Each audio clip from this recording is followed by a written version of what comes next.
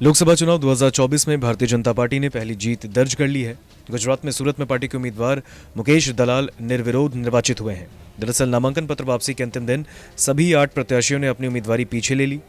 इसके बाद BJP candidate Mukesh दलाल निर्विरोध जीत गए।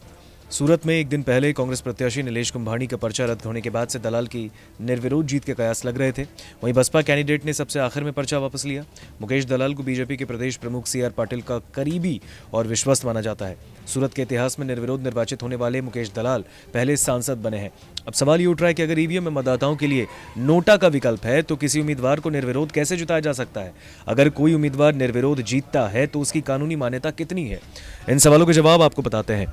दरअसल सुप्रीम कोर्ट ने सितंबर 2013 में एक फैसला दिया, जिसके बाद ईवीएम में नोटा का इस्तेमाल शुरू हुआ। उस समय सुप्रीम कोर्ट ने चुनाव आयोग को यह निर्देश दिया कि वो बैलेट पेपर्स या ईवीएम में नोटा का प्रावधान करे ताकि वोटर्स को किसी को भी वोट नहीं करने का हक मिल सके। इसके बाद आयोग ने ईवीएम में नोटा का बटन आखिरी विकल्प में रखा। राजनीतिक एक्सपर्ट्स के मुताबिक तकनीकी रूप से देखा जाए तो किसी प्रत्याशी को निर्विरोध जीत ठहराना सही नहीं, क्योंकि ईवीएम मशीन में नोटा का विकल्प होता है। हालांकि लोकतांत्रिक व्यवस्था में ऐसा कर पाना बड़ा मुश्किल है, क्योंकि किसी न किसी को जीत का सेहरा तो पहनना ही होगा। वैसे भी नोटा सभी वोटर्स का प्रतिनिधित्व नहीं करता, ये कुछ ही लोगों का प्रतिनिधित्व करता है। अगर वोटिंग कराई जाए और एक वोट भी प्रत्याशी के समर्थन में पड़े तो भी उसे ही जीता हुआ माना जाएगा।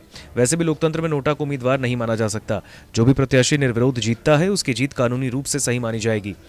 रूल 49(o) के नियम के मुताबिक किसी वोटर को यह हक है कि वो वोट ना करे। नोटा से पहले कोई वोटर अगर किसी प्रत्याशी को वोट नहीं देना चाहता तो उसे फॉर्म 490 भरना पड़ता था। हालांकि पोलिंग स्टेशन पर ऐसे फॉर्म भरना उस वोटर के लिए खतरा भी हो सकता था।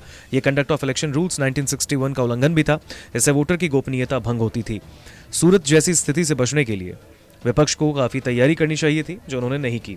ऐसे में विपक्ष को डमी कैंडिडेट भी खड़ा करना चाहिए, अपने उम्मीदवार को कवर देना चाहिए, जैसे अजीत पवार ने अपनी पत्नी के पक्ष में किया था, क्योंकि नामांकन किसी भी वजह से रद्द हो सकता है। अब आरोप लगाने का कोई फायदा नहीं। हालांकि चुनाव आयोग को यह देखना चाहिए कि जहां इतने सारे उम्मीदवार नामांकन वापस ले रहे हों वहां अपने स्तर से जांच जरूर करनी चाहिए।